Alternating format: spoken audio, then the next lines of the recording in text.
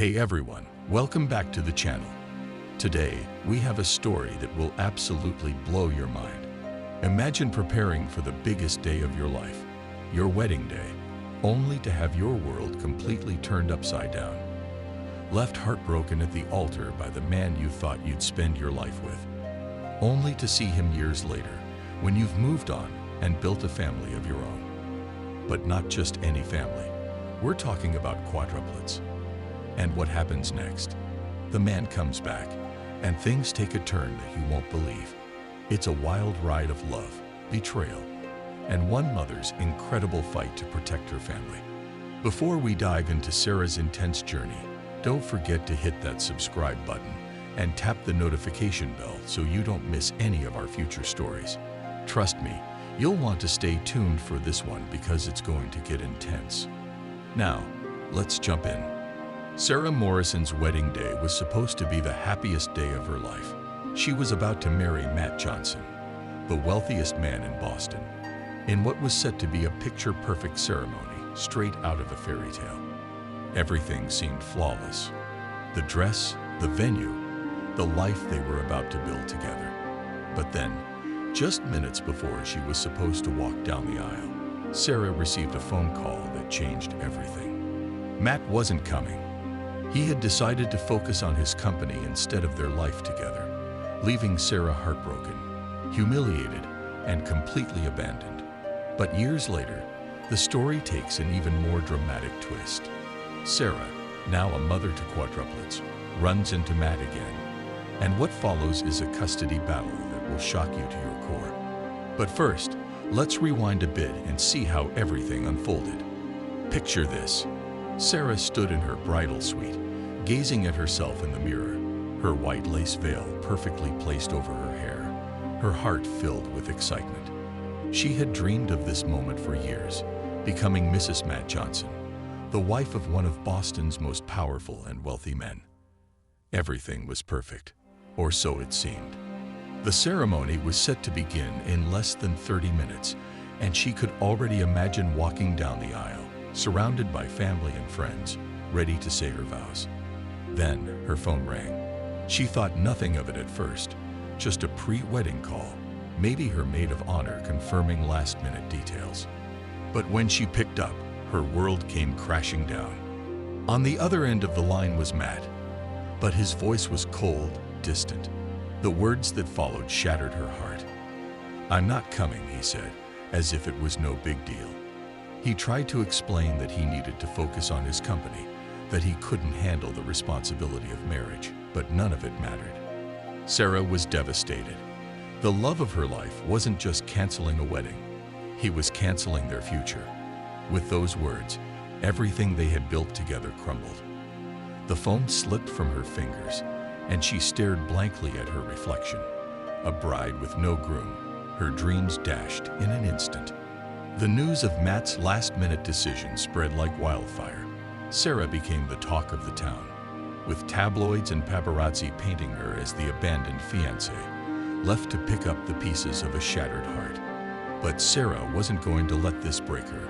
She refused to be the victim. With her wedding canceled and her relationship in ruins, Sarah made a bold decision. She packed her things, left the glamorous world of Boston high society, and started over. She found a small, rundown apartment on the outskirts of the city, a far cry from the penthouse she once shared with Matt, but it was hers. For the first time in years, she was free from the shadow of Matt Johnson and his wealth.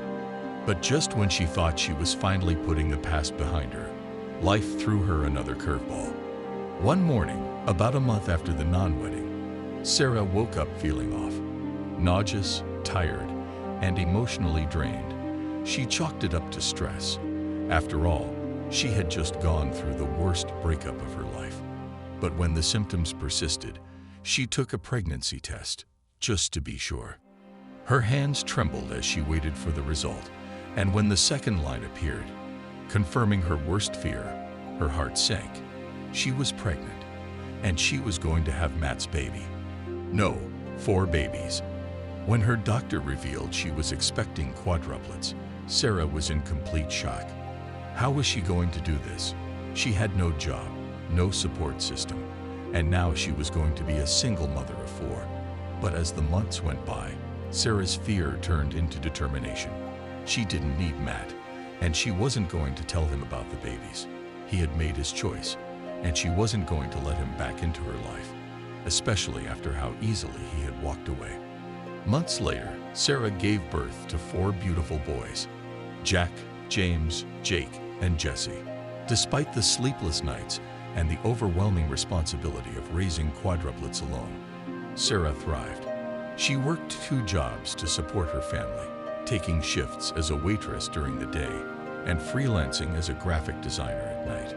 Her life was far from the glamorous one she had once envisioned, but it was full of love and laughter. Every milestone, every first word, every giggle, every tiny footstep was a reminder that she had made the right decision. Matt didn't deserve to know about them. He had walked away from her, and now she was building a life on her own terms. As the boys grew, they developed striking similarities to Matt. The same piercing blue eyes, the same sandy blonde hair. Strangers would often comment on how identical they looked, unknowingly twisting the knife in Sarah's heart. Each time someone mentioned their resemblance to their father, she was reminded of the man who had abandoned her. But Sarah kept moving forward, determined to protect her boys from the pain of their father's betrayal. They didn't need Matt. They had her, and that was enough. Fast forward 3 years, Sarah had finally settled into a rhythm. She was working at a small marketing firm, making ends meet, and raising her boys with as much love and care as possible. Her life wasn't easy, but she had made peace with her past. Matt was gone, and she had moved on. Or so she thought. One afternoon, as Sarah sat on a park bench watching her sons play on the swings, she felt a strange sensation, like someone was watching her. She turned around, and there, standing just a few feet away, was Matt. Time seemed to stop. He looked different, older, more serious, but there was something in his eyes she recognized: vulnerability. Matt's gaze locked onto the boys, and it didn't take long for him to put the pieces together. "Are they mine?"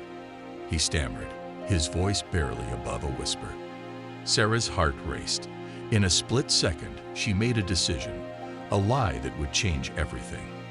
"No," she said firmly, her voice trembling. "They're not yours." But Matt wasn't convinced. He knew, deep down, that these boys were his. And now that he knew about them, he wasn't going to walk away again. 2 weeks after their encounter at the park, Matt showed up at Sarah's door, accompanied by a lawyer. He was filing for custody. Sarah couldn't believe it. After all these years, after abandoning her on their wedding day, Matt was now trying to play the role of father. The courtroom battle that followed was nothing short of a nightmare. Matt's legal team painted Sarah as an unfit mother, pointing to her low income and small apartment as evidence that she couldn't provide for the boys properly. But Sarah stood her ground, fighting back with everything she had. She had raised those boys on her own, worked tirelessly to give them a good life, and she wasn't about to let Matt waltz back in and take them from her. And then, as if the situation couldn't get any worse, Matt's fiancée, Anne, entered the picture. Anne was everything Sarah wasn't: wealthy, glamorous, and determined to control the situation. She made it clear that she wanted to be a part of the boys' lives, and that she would do whatever it took to get custody, even going so far as to suggest that the boys would be better off living with her and Matt full-time. Sarah's blood boiled. How could this woman, who had no connection to her children, try to take them away? It wasn't just about Matt anymore. It was about power. Anne wanted control, and Sarah wasn't about to let her have it. In court, Anne's lawyer attacked Sarah's character, bringing up every struggle she had faced over the years. They tried to paint her as unstable, unfit to raise 4 children. But Sarah's lawyer was quick to defend her, pointing out that she had been the sole caregiver for the boys and had never once asked Matt for help. The judge, a no-nonsense woman with years of experience in family court, listened carefully to both sides. But when she asked Matt if he supported Anne's bid for full custody, the room went silent. Matt hesitated, He looked at Anne, who was glaring at him, and then at Sarah, who stood tall and unbroken. "No," he said finally, "I don't support it." Anne's face twisted with fury, but it was too late. The judge ruled in Sarah's favor, allowing Matt limited visitation rights, but granting her primary custody. The nightmare was over, at least for now. Anne and Matt's relationship didn't survive the custody battle. The strain of the legal fight, combined with Matt's choice to prioritize his children, led to their breakup. Without Anne's influence, Matt stepped back, agreeing to a smaller role in the boys' lives. He saw them on weekends, gradually earning their trust as a father. Meanwhile, Sarah continued to thrive. She had started her own marketing business and was raising her boys in a home filled with love, laughter, and stability. For the first time in years, she felt at peace. Years passed, and Sarah's boys grew up happy and healthy. Matt remained in their lives, but the bond between him and Sarah was never fully repaired. They co-parented, but Sarah never forgot the pain he had caused her.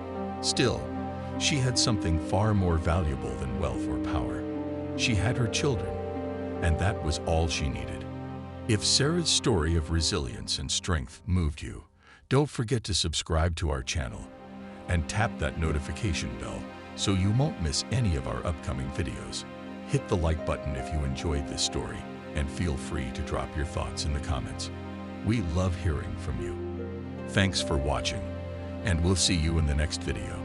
Stay strong, and remember, no matter how tough life gets, there's always hope on the other side.